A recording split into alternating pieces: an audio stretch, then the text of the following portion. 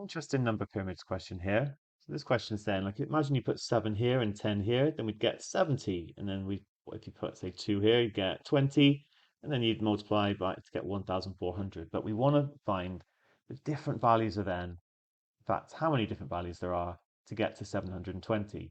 So let's find the prime factorization of 720. Going to be 10 times 72, then 2 times 5,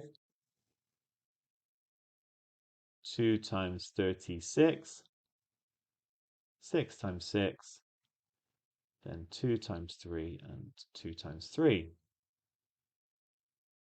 And that 720 will equal 2 to the power of 4 times 3 squared times 5.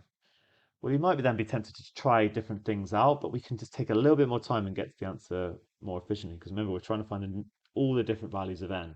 So we need to be careful about it. So let's imagine I put x here and y here. Then this becomes ny, and this becomes nx. And then what we're interested in is n squared xy. So you can't just go put in any value of n in, because at the end of it, we multiply by it twice to get to 720. You might do this using algebra like this, or you might realize it some other way by just looking at it, for example. But overall, what this means is that we're only interested in values of n that are going to give us a square number in the final answer. So there's no way that n could be 5 because you'd end up with 5 squared in the answer, and we don't have that. So we can rule out 5 or any multiple 5 being in the answer.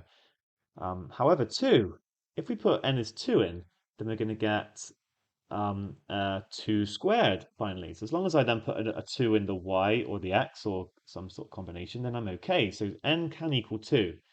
Let me actually give you an example, I suppose. It's probably the easiest thing. So if I set this as 2, and then I can even sort of maybe engineer it backwards by making this 2 times 3 squared times 5.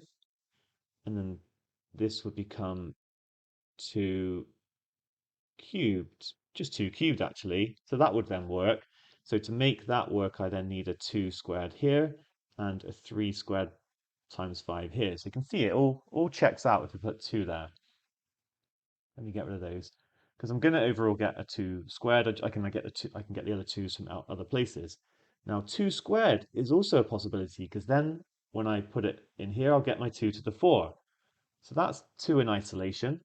We can also have 3 in isolation as n because then I'll put a 3 here and then I'll end up with a 3 times something, 3 times something. I just need to pick x and y accordingly. So I don't need to actually put the numbers in.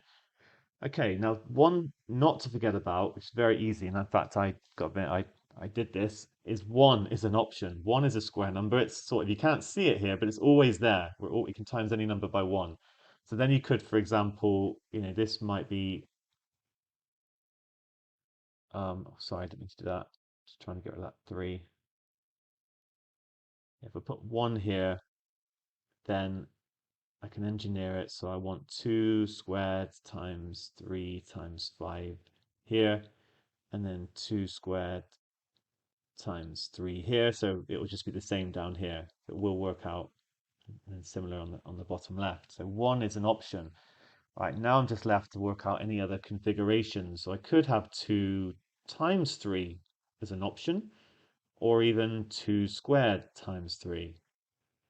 And that's it. There's no other ways we could have it like put numbers in to get n squared as the final one. So we've got 1, 2, 3, 4, 5, 6 different options.